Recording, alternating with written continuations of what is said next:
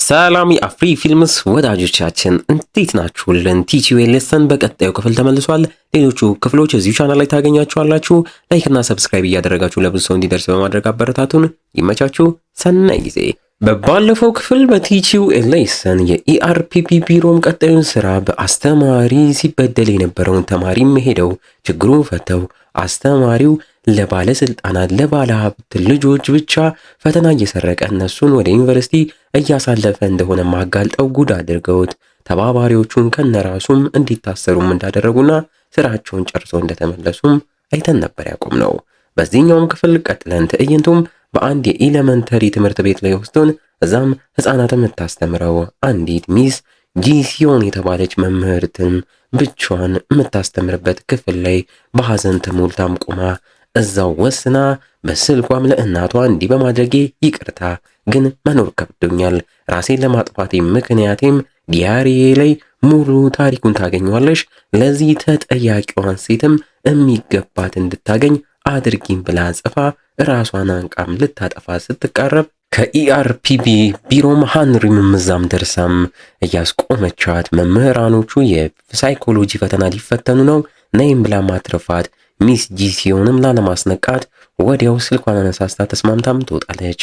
ከሌሎቹ መምህራን ጋርም ፈተናውን ተፈትናም ጨራርሳ ስትወጣ ሃንሪም ማስቆማት ፈተናሽ ላይ በሞላሻቸው መልሶችም ትንሽ አይተን ለትንሽ ቀን ከስራሽ ልንቀንስሽና ረፍት እንድታደርጊም በኢአርፒቢ ቢሮም ስም ወስነናልን ብላት ለሷም ጓደኛዋ ልትከራከርላት ብትሞክርም ሃንሪም ግን ከመሞት ይሻላታል የሚል መልስ ትሰጣታለች።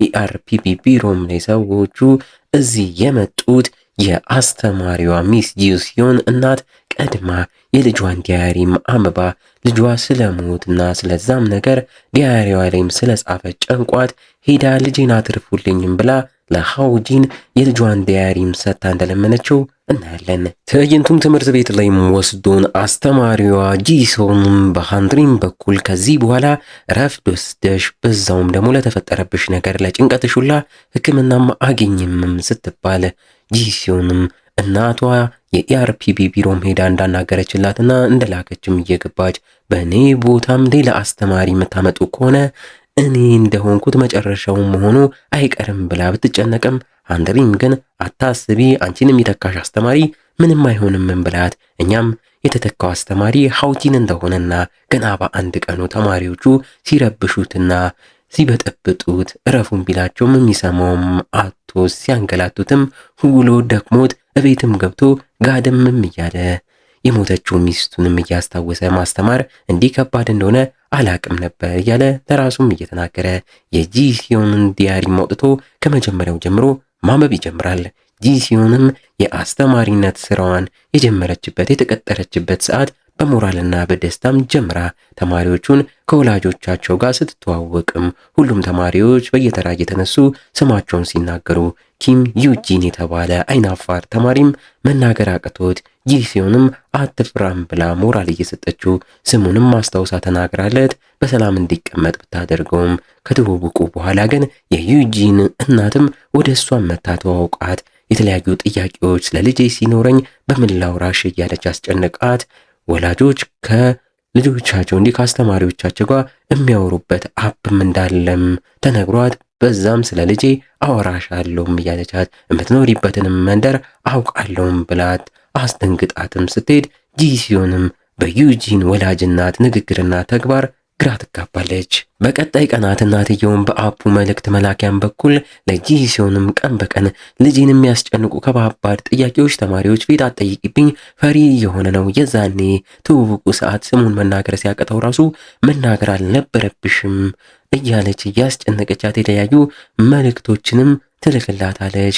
ልጄንም ታዲያ ከተማሪ ጋር ከተደባደበ እሱን ደግፊው፣ በጭራሽ እንዳትናገሪው፣ ተንከባከቢውም እያለች ሁሌም ግራ የሚያጋቡ መልእክትም እየላከችላት መጀመሪያ ታዲያ ጂሲዮን በሰላም ብትመልስላትም ቀን በቀን ከቀን ወደ ቀን ነገሩ እየመራት ይመጣል።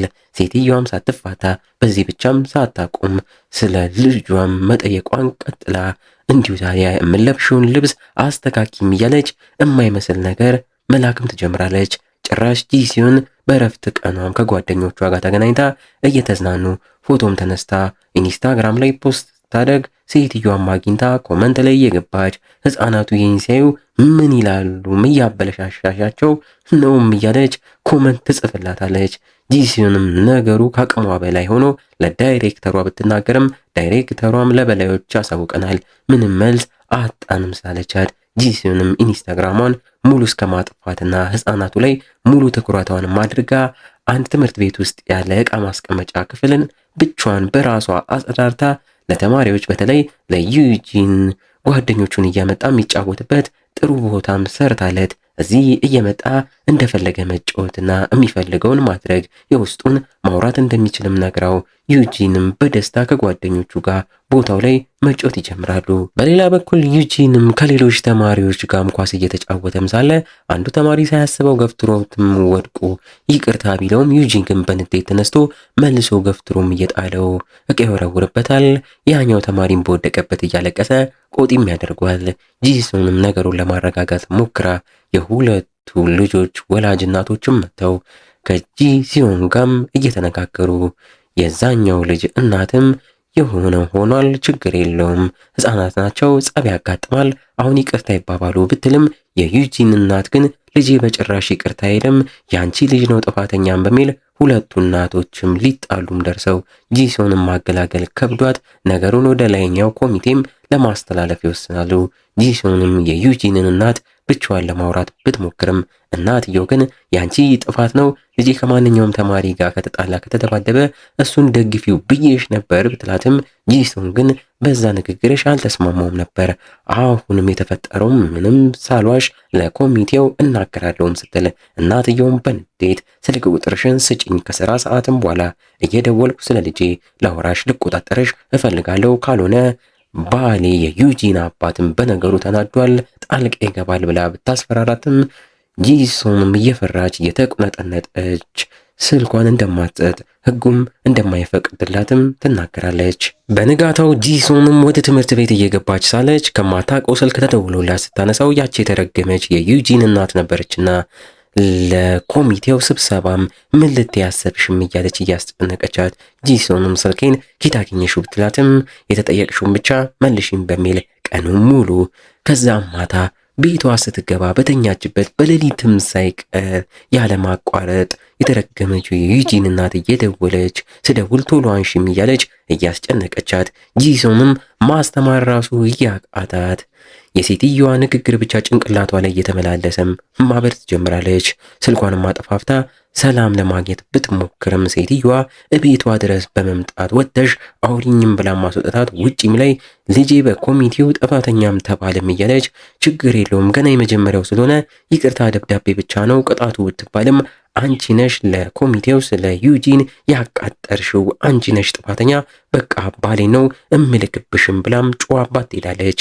በሌላ ቀን የዩጂን አባትም ትምህርት ቤት ላይ ተገኝቶ የልጁ ክፍልም ገብቶ በንቀት ጂሶንንም እያያት በግድ ዩጂንንም ይዞት ለመሄድ ሲሞክር ጂሶንም ጣልቃ ገብታ ለማስቆም ትሞክራለች።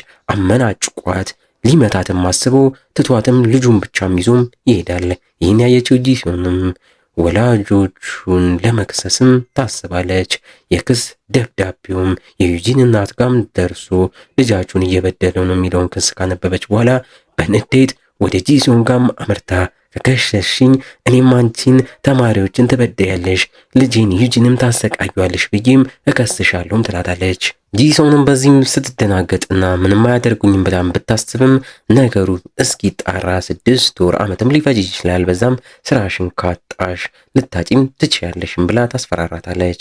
ጂሶን ግን በጭራሽ እኔ ተማሪዎቹን አልበደልኩም ከስራዬም አልባረርም ብትልም እናትየው ግን በንቀት እስኪመረመር ትሰቃያታለሽም ብላት ተመርምሮ ውሸት እንደሆነ ከታወቀስ ምን ታመጫለሽም ምንስ ትሆኛለሽም ብትባልም ይቅርታ ብቻ ማለት ነው የሚጠበቅብኝም እያለቻት ትሄዳለች። በቀጣይ ቀናት ጂሶንም ተማሪዎቹን ትበድያለሽ ስለተባለች በፖሊስ ስትመረመር የዩጂን እናትም የውሸት ጂሶን የተባለችው መምህር ተማሪዎችን ታሰቃያለች ብላ የወላጆቹ አፕ ላይ ስለ እሷን ፖስት አድርጋ ከነስልኳም ስለፖስተችው ጂሶንም ይሄ ሁላ ስልክ ተከታትሎም እየገባላት እየተጨነቀች ስልኳንም እያጠፋች የትምህርት ቤቱ ዳይሬክተርም ነገሮች በዚሁ ከቀጠሉ ከስራዋ እንደምትቀነስም ነግራት አሁን ላይም ታዲያ ከዲያሪዋ ላይ ይህኑ ላይ ያነበበው ሃውጂንም የጂሶንን ለህፃናቱ ያደረገችውን ጥሩ ነገሮችም እያየ እንዲህ በመሆኗም እያዘነ ቢሮም ላይ ከሚኒስተሩ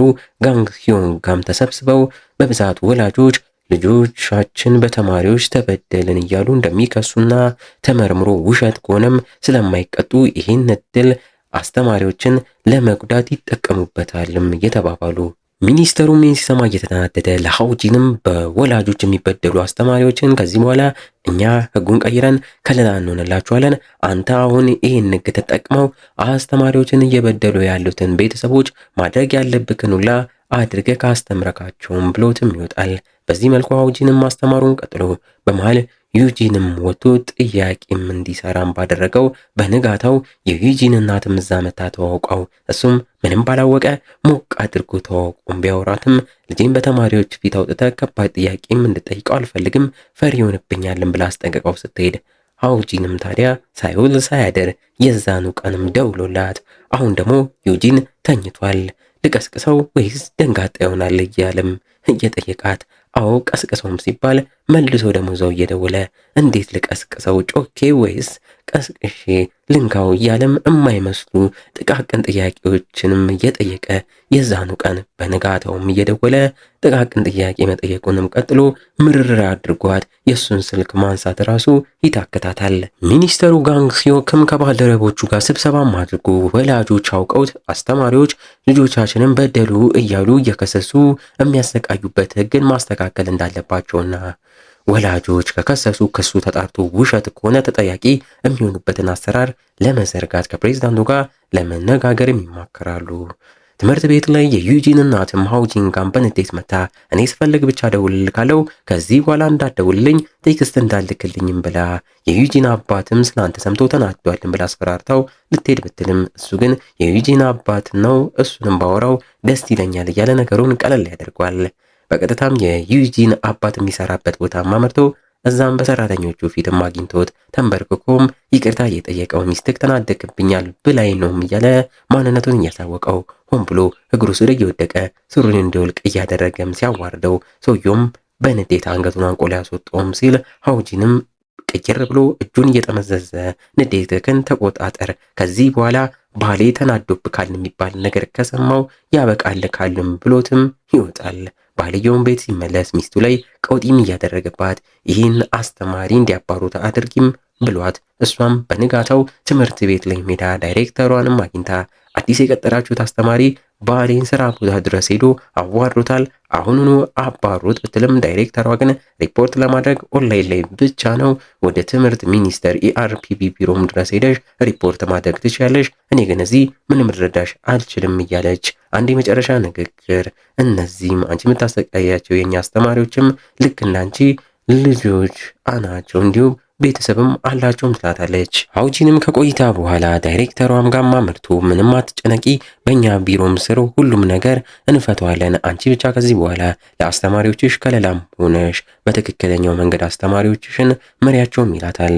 የዩጂን እናትንም ልትከስም ልጇንም ይዛ ከክፍሉ በግድ የሚማርበትን ቦርሳና ደብተር ይዛ እያመነጫጨቀች ይዘውም ትትወጣ ሃውጂንም እያያት ይህን ካየም በኋላ ሌሎች ወላጆችንም ሰብስቦ እሷንም ጠርቶ ልጇንም ትደበድባለች፣ ታሰቃያለች። እንዲሁ ዩጂን ላይም ጠባሳም አይቻለሁ። ዛሬም ከክላሱ እንዴት አመናጫጭቃም እንደወጣችም እየተናገረ የክስ ወረቀትንም ሰጥቷት እናትየውም በንዴት ውሸት ነው ብትልም ውሸት ከሆነ በፖሊሶች ምርመራም ተደርጎ ውሸት እንደሆነ ከተደረሰበት እኔም በስህተት ነው ብዬ ይቅርታ እምላለሁም ብሎ የራሷን ንግግርም ደግሞላት ይሄዳል። እሷም ታዲያ በዚህ የተበሳጫጨች እዛ ያሉ ወላጆችም ስለሷ ሲያወሩባትና ፖስት ሲያደርጉባት በንዴት እብድ የሆነች አንዳንዱ ላይም ትጮህባቸዋለች። ለዚህ ተጠያቂዋ ያቺ ጂሶን የተባለችው መምህር ናትም በማለት በቀጥታ ወደ እሷ ስልክም ስትደውል ጂሶንም እያየችው ሆን ብላ ሳታነሳላት ትቀራለች። ወደ እሷም ቤትም ስትሄድ ጂሶን ከርቀት እየሮጠችም ስትወጣም ስላየቻት ተከትላትም አንድ ህንፃ ውስጥም ስትገባ ማይታት እሷም ስትገባ ውስጥም ላይ ሀውጂንም ጠብቆ አስደንግጧት አብራችሁ ነው የምትሰሩት ማለት ነውም፣ ሁለታችሁንም ለትምህርት ሚኒስቴር ለኢአርፒፒ እከሳችኋለሁ፣ እዛም የማውቀው ሰው አለኝ፣ ሁለታችሁም ጉዳችሁ ፈላም እያለች ታስፈራሯለች። ሀውጂንም መታወቂያውን አውጥቶም እያሳያት እሱ ራሱ የኢአርፒፒ ዋና ኢንስፔክተር መሆኑን ተናግሮ ኩም አድርጓት አስተማሪዋ ጂሶንን ሆን ብለሽ እየበደልሽ እያሰቃየሻት ስለነበረ አንቺ ራስሽ ወንጀለኛ ነሽ ቢላትም እናትየው ግን አይደለውም፣ እኔ ለልጄ ዩጂን አስቤ ነው ሁሉንም ነገር እያደረግኩ ያለሁት፣ ጂሶን ተብዬው አስተማሪ ናት፣ እሷ ናት ልጄን እየበደለችው ያለችውም እያለች ቆጢት አደርጓለች። እሱም ተከታይኝም በማለት ትምህርት ቤት ላይ ወስዷት ጂሶን ከዩጂ ጋር ብቻቸውን ተቀምጠው ስዕል እያሳለችው ዩጂንም ከሰሞኑ ለሷ በጣም እንደጨነቀውና እናቴም እያስጨነቀችሽ እንደሆነ አውቄያለሁ፣ ለሁሉም ይቅርታ፣ በእኔና በእናቴ መሃል አሁን ላይ ምንም መግባባት የለም፣ እናቴም እየበደለችሽ ነው፣ እኔም በጣም ጨንቆኛልም ሲል ጂሶንም ማመን እያቃታት እንቧ እየመጣ ስለ እኔ ምንም አትጨነቅ፣ ሁሉንም ነገር እኔ ያስተካክለዋለሁ፣ አንተ ብቻ ትምህርትክ ላይ ጎበዙን እያለች አቅፋም ታበረቷለች። እዛው ከጀርባ እናትየው ከሀውጂን ጋም ደርሰው የሚያወሩትን እየሰሙ ሀውጂንም አየሽ አሁንስ ማን ነው ለልጁ እየተጨነቀ ያለውም ብሎም ጠይቋት ጥፋቷን ሁላም ለራሷ ያሳያታል። ልጅሽ አሁን በምታሳድጊው መንገድ ካደገ ከሰዎች ጋር ምንም የማይግባባ ሰዎችን የሚጠላ ሰው ነው የሚሆነው። ልጅሽ አስተማሪዎቹን ወዶ መማር አለበት፣ እሱም ሚልሽን ስሚው እመኙም ይላታል። በዚህ መልኩ ሀውጂንም የዚህን ትምህርት ቤት ስራውንም ጨራርሶ ከሃንሪምና ከቦንግ ጋም ወደ ቢሮአቸውም ይመለሳሉ። እናትየው ግን ጂሶን ላይ ላደረሰችባት በደል ፍርድ ቤት ላይም ቀርባ እያንዳንዱ ክሷ ከነቅጣቷ በጂሶን ጠበቃም በኩል ለፍርድ ቤቱ ይነገራል። ጂሶንም ፍትህ ታገኛለች። ሚኒስተሩ ጋንግ ሲዮክም ለጋዜጠኞች ከዚህ በኋላ አስተማሪዎች ተማሪዎችን በድለዋልም ተብለው ተከሰው ከተገኙ እኛ ጣልቃ ገብተን ራሳችን ነገሩን እናጠራለን፣ ውሸት ከሆነ የከሰሱት ወላጆች ይቀጣሉ። እስከዛሬ አስተማሪዎች ከለላ የላቸውም ነበር፣ አሁን ግን እኛ አለንላችሁ፣ ለእስከዛሬውም ይቅርታም ይላችኋል። በዚህ መልኩም ሰላም ወዶ ጂሶንም በደስታ ማስተማሯን ትቀጥላለች። በስተመጨረሻም ትዕይንቱ ላይ ሀውጂንም ቤት ሆኖ የሞተችው የሚስቱን የድሮ ዲያሪም አውጥቶ ሲያነብ እሷም በሆነ ጊዜ አፍቅሬ ገደልኳት ያለው አሁን የታሰረው ስለሱ ተማሪም ጂዮቾል ስለተባለውም ተማሪ ልጅ ትምህርት ቤቱ ላይ ትምህርቱን ቀንሷል፣ ህልም የለውም፣ ምን ላድርግለት ለሱ እያለች ተጨንቃ የጻፈቻቸውን ጽሑፎች እያየ ይገረማል። እና እንዴት ነው ፊልም ወዳጆች? ቲኪው ሌሰን ገራሚ ነው አይደለ? ቀጣዩ ክፍል ቶሎ እንዲለቀቅ ይቺን ቪዲዮ ላይክ እና ሰብስክራይብ ማድረግ እንዳይረሳ። እስከዛው ግን እንደ ሁልጊዜው ቸር ቆዩልን።